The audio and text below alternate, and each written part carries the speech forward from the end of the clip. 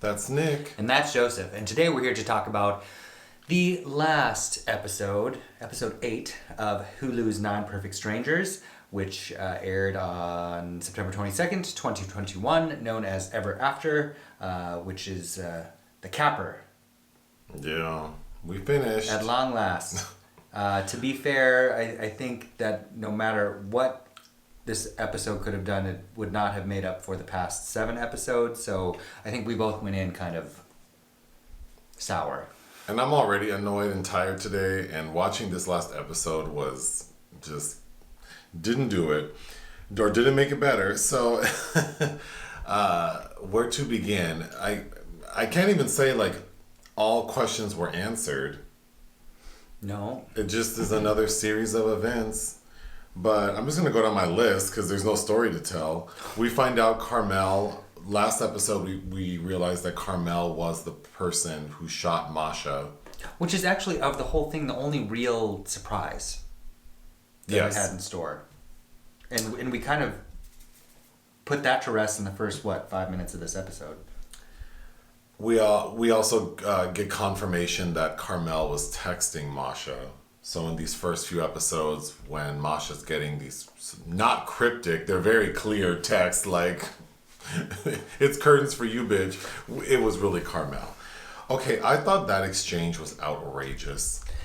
Let me tell you something. If someone who tried to kill me shot me in the damn chest and I was dead for like 3 minutes, and then they pop back up at my job, and Masha's just like, I want to heal you, she tells her. But not really, because they're very leery about Carmel and lock her up. But before they do that, Masha is telling her, and then Masha tells her, I forgive you. Mm-hmm. Carmel's the one saying like, no, you would want to take this phone and call the police. And Masha says, no, I'm going to heal you. And that's when they lock her up. But not only that, she's been threatening her the whole time. Like, clearly...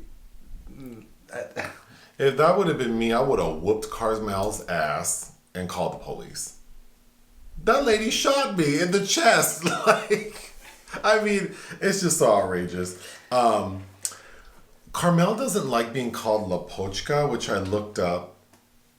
Is Russian. Is a Russian word for like, you know, like a precious little thing. I'm sure someone will correct me because I'm half forgetting what I looked up. But it's like a term of endearment. Like Liebchen. Yeah. And Carmel says in a previous episode, like, don't call me that. Mm-hmm. But I don't understand where she got that from. Like, that she knows she doesn't want to be called that. Okay. Yeah. The Marconis, because episode 7, we were beginning the journey of, like, the community hallucination. So they're all waiting in the woods while Masha is dealing with Carmel. Well, she's putting out little fires. Yeah, she's putting out little fires. So when Masha finally gets to the Marconis, they're mad. Because Lars has been talking to them. Basically, like, Masha's only doing this because she's trying to test the recipe so she can see her own dead daughter. But I was confused at their reaction because they're very they're skeptical of her and upset, but it's like, aren't you all high? Mm-hmm. Would people who are tripping balls really like be that concerned? That just seems so stupid to me. Yeah, the timing of how this recipe of dosing works and when it hits and who, yeah.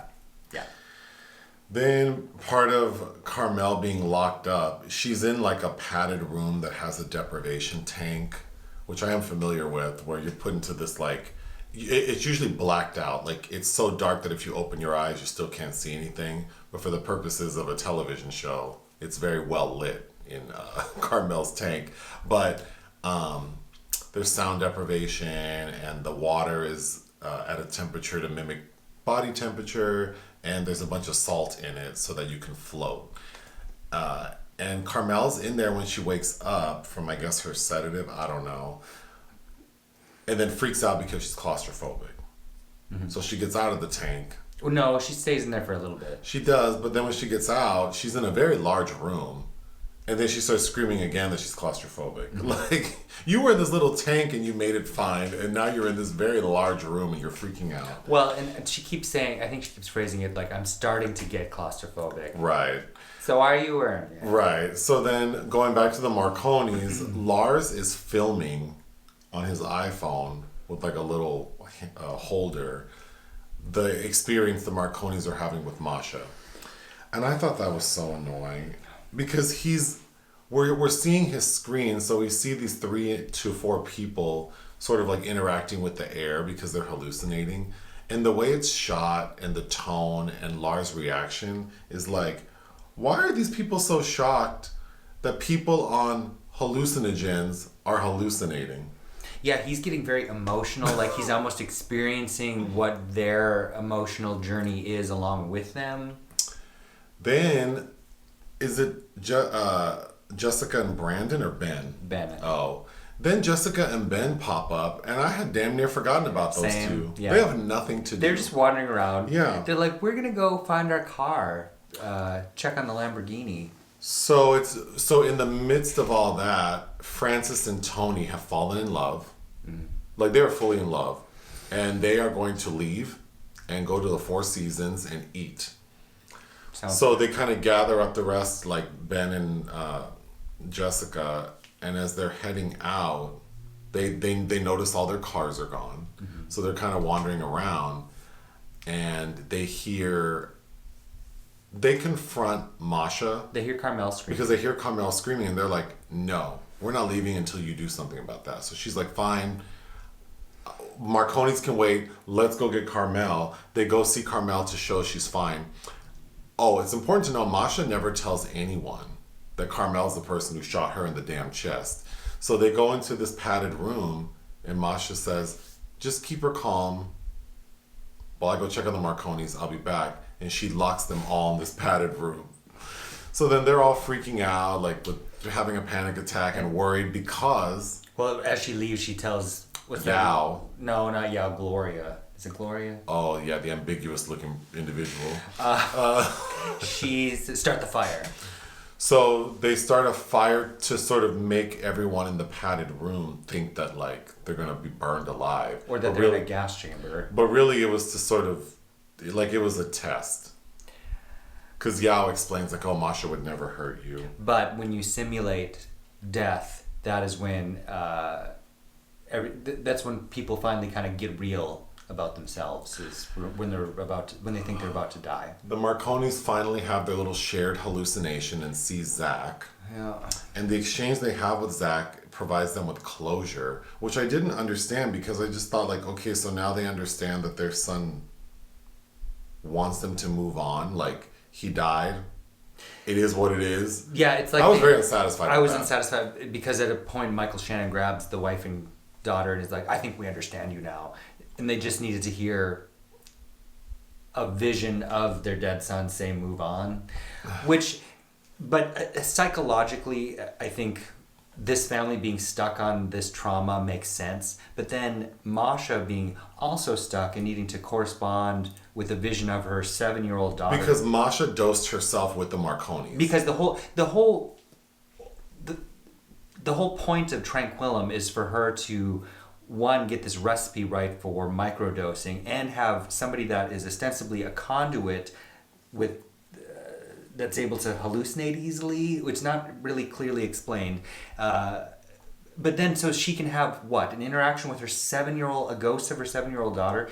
That yes, she probably needs closure too, but to me the correspondence doesn't... It makes sense to me that she wanted to see her daughter and she's course. doing this. But what didn't make sense to me is Masha's having difficulty hallucinating, but somehow Zoe, the Marconi girl, sort of like leads Masha to like the vision. And I just thought that maybe in the book it makes more sense, but that just felt very like meh. Well, I just feel like you could take any kind of any kind of hallucinogens and, you know, how your brain gravitates towards things that you are dealing with would just have happened naturally to her over time. But whatever. I'm so annoyed by this. I don't have the energy to like talk about this stupid show. But then last episode, Delilah went off to go get the police. Well, the police show up, and these the people who show up are in an unmarked car, and they're dressed like they're playing detectives, like for Halloween or something. And the acting was crunchy.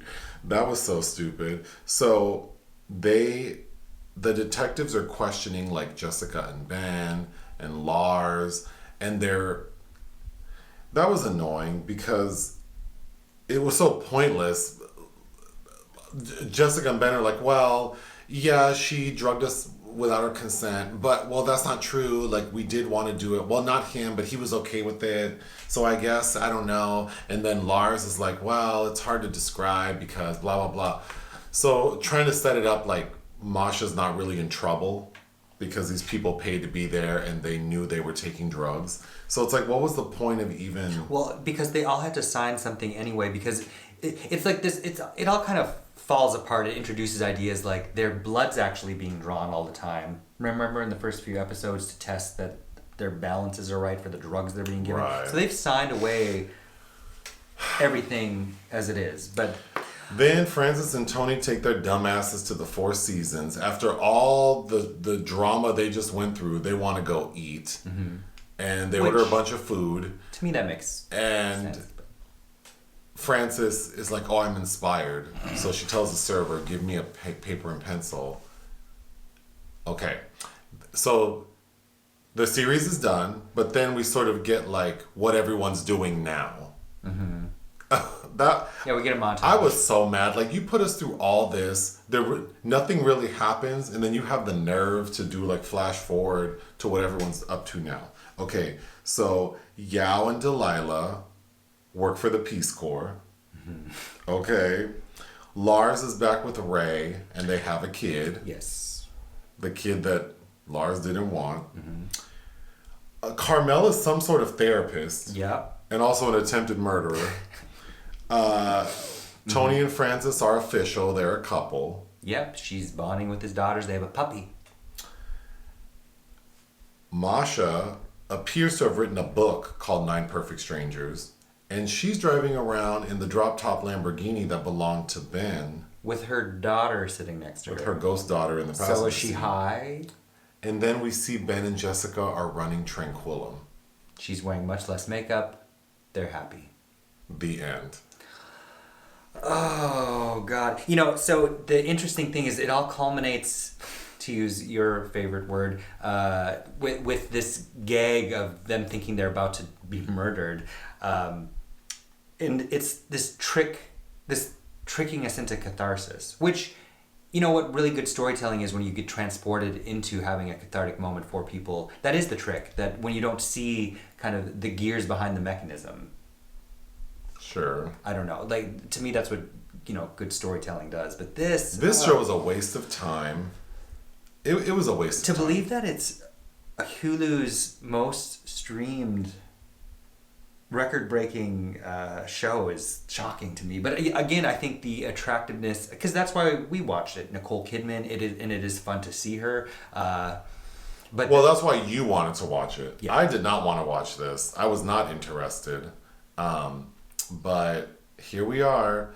Okay, what would you give the series overall? 1, and that's being liberal, out of 5. I would, I guess, give it 1. I would really want to give it 0.5, but I do like Nicole Kidman. Mm-hmm.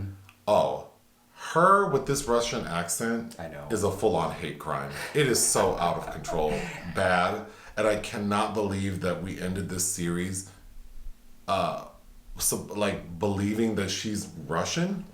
Yeah, outrageous. Again, and especially because all the interviews that some of the cast have been giving about how Nicole Kidman went all method for this, and it's like, well, they didn't go method enough to get a voice coach, or at least one that told her the truth. So that's it for Nine Perfect Strangers. We did watch and finish The White Lotus, which we're not going to talk about now, except to say that we did binge it.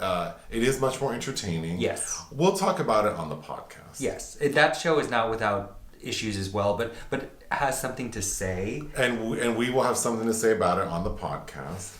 Also, someone commented that we should say thank you for watching at the end, but I always say thank you, bye. Like, I am saying thank you. Like, what do they think I'm saying thank you for? Not to myself. Thank you for watching. Do you have anything else to say? No. All right, bye. Mm-hmm.